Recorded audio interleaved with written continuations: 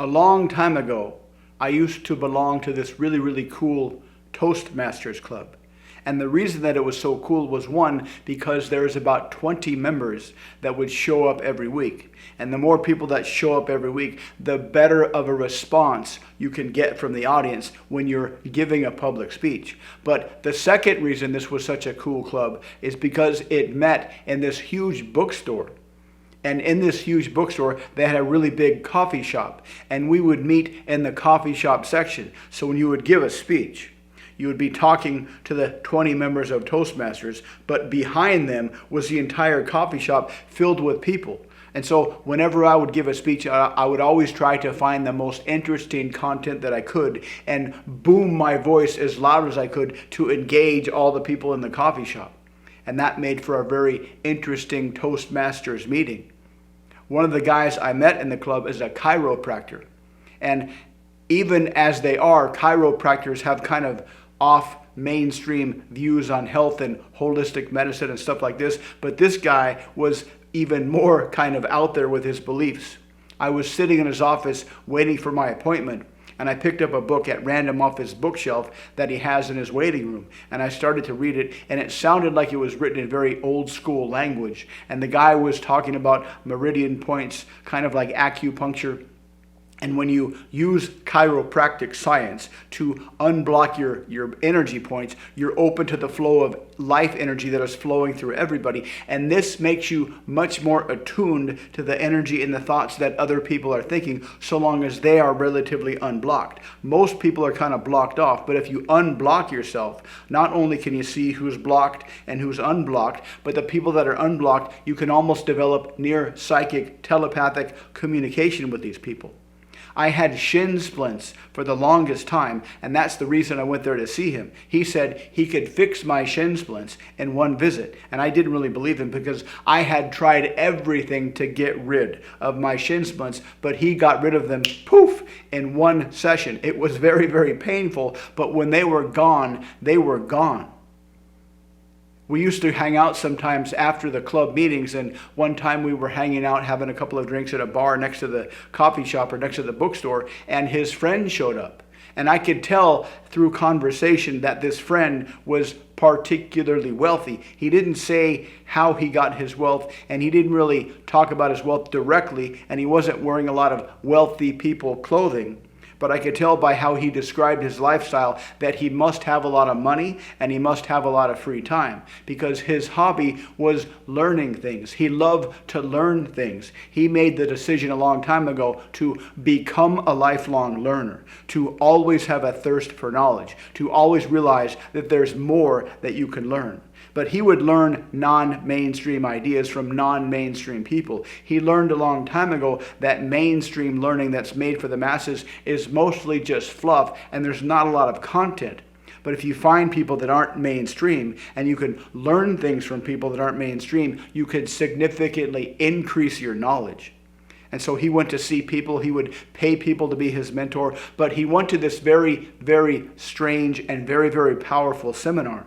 And the guy that taught the seminar was a psychiatrist. And through his psychiatry work, he was trying to develop a theory as to why specifically people make decisions, why we make decisions. And he was already starting from the point that is kind of accepted today, that when we make decisions, when you make a strong decision, it's always emotional. We think it's logical, but it's really emotional. We make emotional decisions, but as soon as we make a decision, we come up with a post-decision, rational-sounding story of why we made that decision. But he wanted to come up with a reason, an emotional understanding as to why people make decisions, because his patients were always making such chaotic decisions. And his theory is because we are essentially tuning forks, emotional tuning forks to all the stuff that's happening around us, all the stuff that's coming in under our conscious awareness, and that is affecting our emotions, and our emotions are all over the place.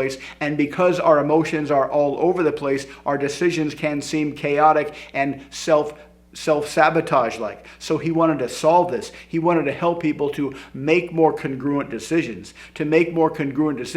based on what you really want out of life. And so he did all kinds of research, and he eventually came up with this matrix.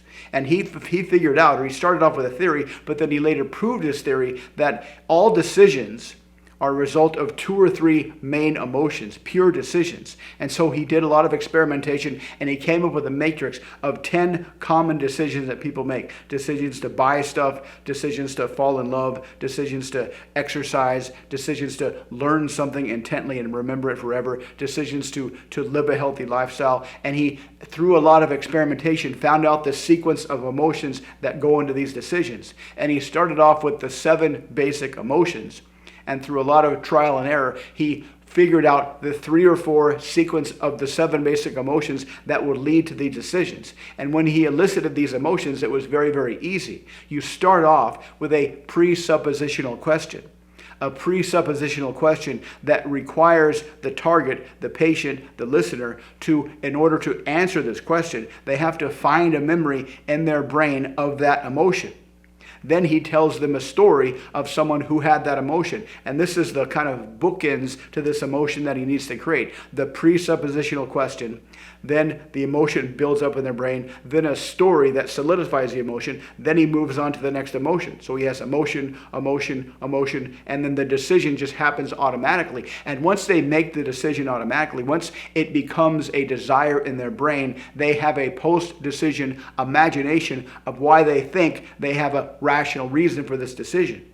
For example, if you think about all the times in your past where you were on top on your learning game, when you can remember the times when you were able to learn something intently, if you can remember the times when you were able to learn something completely and comprehensively, is this a state of mind that you deliberately created on your own, or does it just happen spontaneously? Because I used to know this guy that came up with a way to self-hypnotize himself. He had a 2-step self-hypnosis learning process. He would hypnotize himself before he decided to learn something, and then he would soak up this information like a sponge. And then later, when he wanted to recall this information on a test or something, he would use the same self-hypnosis, and then he would recall this information perfectly. And then with this 2-step process, he would not only learn intently, but he would remember everything that he learned. He tested this as a real estate agent. He actually took a license exam, got his license. It was in a state that didn't require you to take a class. You just need to take the license. And he was a real estate agent for 3 months, testing out his memory emotion matrix system. And during those 3 months, he had an 80% closing rate.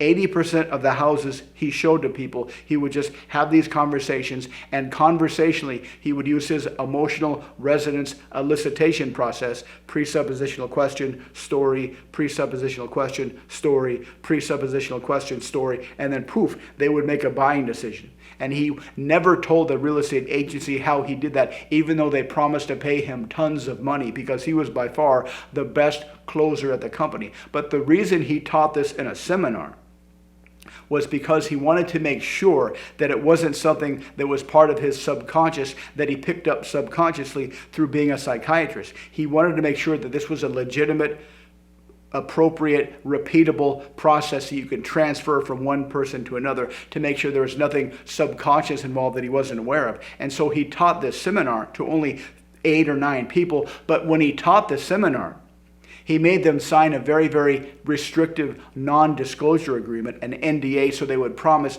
not to teach it to other people. The seminar was only to validate that he could teach it, and he could validate it within the seminar setting. And he had to do a massive background check on all the people that came to the seminar to make sure they wouldn't abuse this, because this is such a powerful, almost mind control technique, this emotion decision matrix that he had come up with. And so he told me that he learned this. He told me that they repeated this in the seminar, and they convinced each other to do all kinds of things, but they had some kind of a safety valve so they actually wouldn't follow through. But they were all convinced how incredibly powerful this mind control system is. Whenever he gave a speech, he would never really plan his speeches. He said he was doing this for his business. And so when he would get up to give a speech, when we gave a speech at the Toastmasters Club, the Toastmaster members were in front of us, then the coffee shop people, but behind us was this bookshelf with all the staff recommendations. If you go into a bookstore, you'll find that one bookshelf that has staff recommendations. And when he would get up to give a speech, he would just look at the books and choose a book title and use that as a topic to give an impromptu 5 to 7 minute speech arc. Now, granted, some of his speeches weren't that great. They weren't that organized, but he specifically did that to practice giving speeches, to practice talking to people when you don't know what you're going to say. Because when you have a lot of skill, a lot of memory of talking to people when you don't know what to say, you can become incredibly congruent. You can become incredibly confident. Because he would give speeches in his chiropractic office for the free seminars that he would give to promote his business. And he was very competent doing that, but he was always worried people would ask him questions and he wouldn't want to answer. So he had to practice the skill, practice the technique, practice the ability of talking about things that you're coming up with as you're talking about them to give you a much deeper sense of congruence. But the deeper reason I love going to Toastmasters is because you always meet people who have made the decision to improve yourself, to make yourself better today than you were yesterday. Most people, when they surround themselves with whoever people they surround themselves with, you end up talking about the problems in the world, why your life sucks, why it's someone else's fault your life sucks. But when you do something to improve yourself and you purposely go to a place like Toastmasters where everyone has made a conscious decision to improve your life, you are surrounding yourself with people that have been able to make a conscious decision to improve your life, and that taints your brain on a completely different level. And that's probably the deeper reason why I love going to Toastmasters.